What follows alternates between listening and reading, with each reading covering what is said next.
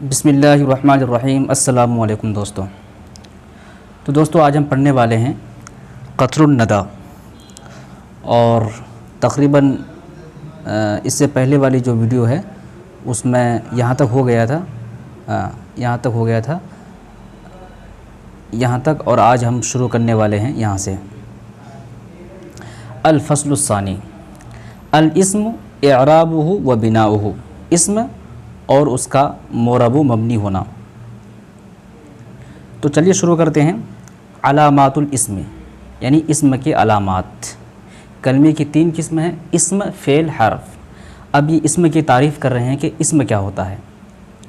تو کہہ رہے ہیں فَأَمَّا الْإِسْمُ، رہی بات اسم کی، فَيُعْرَفُ بِأَلْ، تو اسے پہچانا جاتا ہے ال کے ذریعے، یعنی الف لام کے ذریعے۔ کالرجل، جیسا کہ الرجلی، تو رجل پر الف لام ہے، الرجلی الف لام اس پر ہے۔ والتنوینی، اور یہ پہچانا جاتا ہے، اسم پہچانا جاتا ہے تنوین کے ذریعے، جیسے کرجلن، دیکھیے لام کے نیچے 2 زیر ہے، تنوین ہے۔ وبالحدیث عنہ، اور حدیث عنہ کے ذریعے سے پہچانا جاتا ہے۔ حدیث عنہ کا مطلب ہوتا ہے اسم کے متعلق گفتگو کی جائے، اسم کے متعلق کسی بات کی نسبت کی جائے۔ کتائی ضربتو، جیسا کہ ضربتو کی تا، ضربتو کا فاعل کون ہے؟ تو ہے، ضربتو میں نے مارا۔ اب اس کی تشریح یہاں کریں گے۔ کہہ رہے ہیں کہ لما بینت من حصرت فیہ انواع الکلمۃ الثلاثۃ، کہہ رہے ہیں کہ جب میں نے بیان کر دیا اس کو جس میں کلمے کی 3 قسمیں منحصر ہے۔ شرعت، تو میں نے شروع کیا، فی بیان ما یتمیز بہ کل واحد منہا عن قسمیہ، تو میں نے اس چیز کا بیان شروع کیا جس میں ممتاز ہوتے ہیں یا الگ ہوتے ہیں ہر ایک قسم، اپنے دونوں قسموں میں سے ہر ایک قسم الگ ہوتے ہیں۔ یعنی کلمے کی 3 قسمیں ہیں، اسم، فعل، حرف، تو یہاں تینوں کو الگ الگ یہ تعریف کے ساتھ اچھی طریقے سے بیان کریں گے۔ اسے وہ کہہ رہے ہیں، اس سے پہلے انہوں نے کیا کیا کہ کلمے کی تعریف کر دی، اب کلمے کی 3 قسمیں ہیں، اسم، فعل، حرف، اب تینوں کو الگ الگ یہ بیان کریں گے۔ تو کہہ رہے ہیں شرعت فی بیان ما یتمیز بہ کل واحد منہا عن قسمیہ، تو میں نے شروع کیا اس کے بیان میں، یتمیز بہ، جس کے ذریعے سے الگ ہوتا ہے، کل واحد، ہر ایک، عن قسمیہ، اپنے دونوں قسموں میں سے، یعنی 3 ہے، جب ایک کو الگ کر کے بیان کریں گے تو وہ 2 سے الگ ہو جائے گا، اسی طریقے سے تینوں کو یہ الگ الگ بیان کریں گے۔ لتتم فائدۃ ما ذکرتہ، تاکہ اس چیز کا فائدہ ہو جو میں نے بیان کیا۔ فذکرت للاسم 3 علامات، تو میں نے اسم کی 3 علامتیں بیان کی۔ اب 3 علامتیں کیا ہے اسم کی، وہ یہاں سے بتائیں گے۔ نمبر 1 ہے علامتاً من اولہ، اسم کے شروع میں ایک علامت، وہ کیا ہے؟ وہی الالف واللام، وہ الف اور لام ہے۔ اسم کے شروع میں جو علامت ہے اسم ہونے کی، وہ الف اور لام ہے۔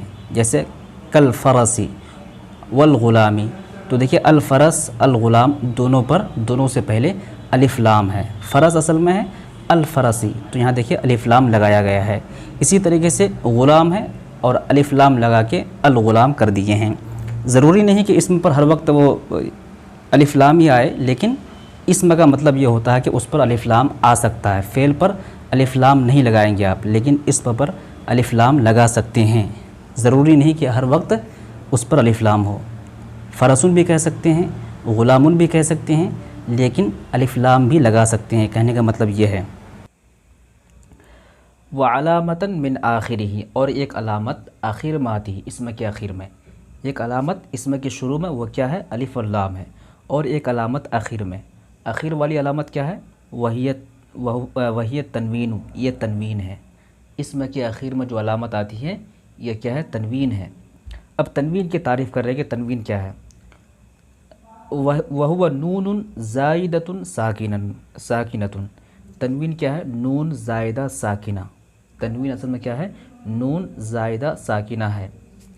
تلحق الآخر لفظاً، جو کہ آخر میں آتی ہے، اسم کے آخر میں آتی ہے، لفظاً بولنے کے اعتبار سے، لا خطاً نہ کہ لکھنے کے اعتبار سے، یعنی یہ جو نون زائد ساکنہ ہے یہ لفظاً یعنی جب بولتے ہیں تب یہ اس نون کو ادا کرتے ہیں، لیکن جب لکھتے ہیں تو اس نون کو نہیں لکھا جاتا ہے۔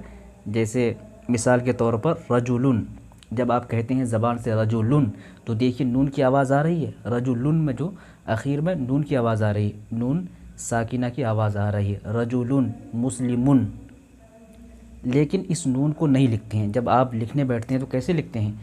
رجلن جب لکھتے ہیں تو کیسے لکھتے ہیں؟ ایسے لکھتے ہیں رجلن، ایسے لکھتے ہیں نا، تنوین آخر میں، لیکن جب بولتے ہیں تو کیسے بولتے ہیں؟ جب بولتے ہیں تو اس طرح بولتے ہیں رجلن، نون کے ساتھ بولتے ہیں، لکھتے ایسے ہیں اور بولتے ایسے ہیں رجلن۔ تو کہہ رہے ہیں کہ یہ جو نون آخر میں ہے یہ نون زائد ساکنہ ہے، اس کو بولا جاتا ہے لیکن لکھا نہیں جاتا ہے۔ اسی طریقے سے دیکھ لیجئے مسلمون، یہ کیا مسلمون، جب آپ کہتے ہیں مسلمون تو نون کی آواز آ رہی ہے، یہ نون کی آواز تنوین کی وجہ سے آ رہی ہے، لہٰذا جس حرف پر بھی تنوین ہوگا وہاں نون زائد ساکنہ کی آواز آتی ہے۔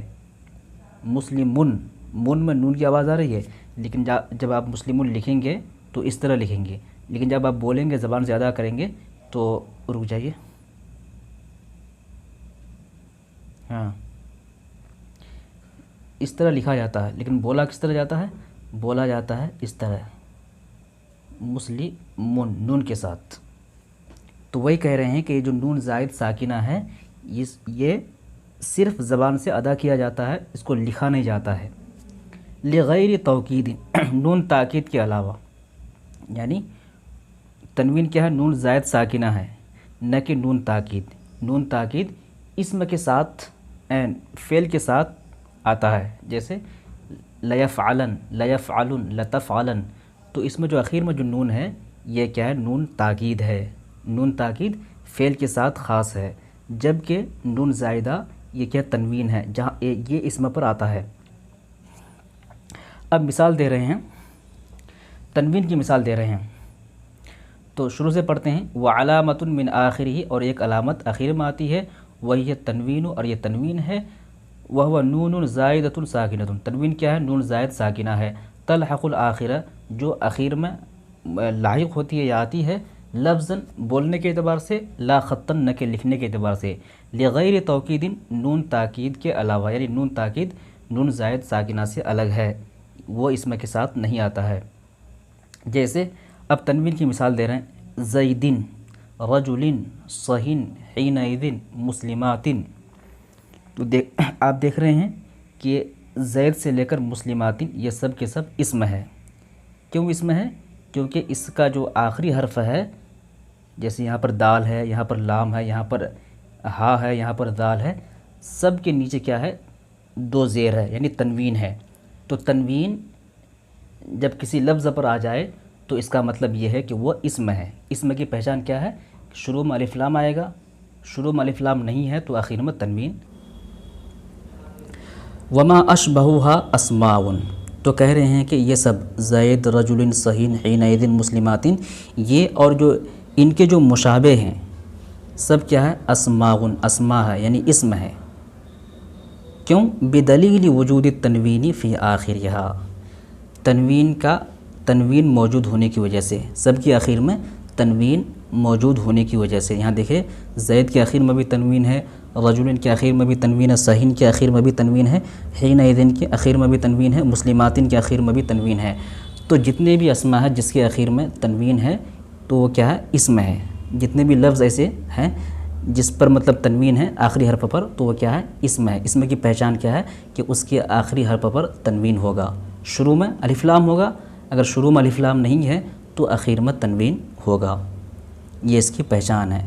کیونکہ فعل کے اوپر تنوین نہیں لگاتے ہیں، نہیں حروف پر تنوین لگاتے ہیں، تنوین کس پر آتا ہے؟ اسم پر آتا ہے۔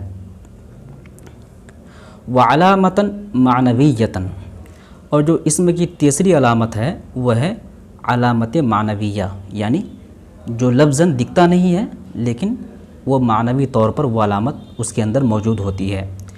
اور وہ علامت کیا ہے؟ وہی الحدیث عنہ، حدیث عنہ یعنی اسم کے بارے میں گفتگو کرنا، اسم کی طرف کسی بات کی نسبت کرنا، اس کو کہتے ہیں حدیث عنہ۔ جیسے قام زید، فزید اسم، تو زید کیا اسم ہے، لأنک حدثت عنہ بالقیام، اس لیے کہ آپ نے اس کے بارے میں یعنی زید کے بارے میں بالقیام، قیام کی نسبت کی، قیام کے بارے میں بتایا کہ زید کھڑا ہوا، قام زید، زید کھڑا ہوا، تو کھڑے ہونے کی نسبت آپ نے زید کی طرف کی، جو کھڑے ہونے کا جو کام کیا وہ کس نے کیا؟ زید نے کیا۔ تو لہٰذا کسی بھی فعل کو انجام جو دے گا وہ کوئی نہ کوئی اسم دے گا۔ یا آپ ذہن نشین کر لیں کہ کوئی بھی فعل ہوگا اس کو جو انجام دے گا وہ اسم ہوگا۔ تو وہی کہہ رہے ہیں کہ قام زید میں زید اسم ہے، لأنک حدثت عنہ بالقیام، اس لیے کہ آپ نے اس کے بارے میں قیام کی نسبت کی۔ کرے کہ وہذہ العلامت، اور یہ جو علامت ہے کون سی؟ علامت معنویہ، انفع زیادہ نافع ہیں، انفع العلامات المذکورۃ للاسم، یعنی اسم کے لیے جتنے بھی علامت مذکور ہے ان تمام علامتوں میں یہ علامت سب سے زیادہ نافع ہے، سب سے زیادہ فائدہ مند ہے۔ کیوں؟ وَبِهَا اُسْتُدِلَّ عَلَى اسْمِيَّةِ التَّاءِ فِي ضَرَبْتُ، وَبِهَا اس کے ذریعے سے یعنی اس علامت کی وجہ سے تا کے اسم ہونے پر استدلال کیا گیا ہے، فی ضربت میں، تو ضربت میں جو تا ہے یہ کیا ہے؟ اس کے اسم ہونے پر اسی کی وجہ سے دلالت کیا گیا۔ کیوں؟ کیونکہ اس ضربت میں جو تا ہے اس سے پہلے نہ الف لام ہے اور نہ ہی اس کے آخر میں تنوین ہے، اس کے باوجود بھی اس کو اسم مانا گیا ہے، تو لہٰذا یہ جو علامت معنویہ ہے جو لفظ میں نہیں دکھتا ہے لیکن وہ اس کے اندر موجود ہوتا ہے، یہ کیا ہے؟ سب سے زیادہ نافع علامت ہے۔ تو کہہ رہے ہیں وَبِهَا اُسْتُدِلَّ،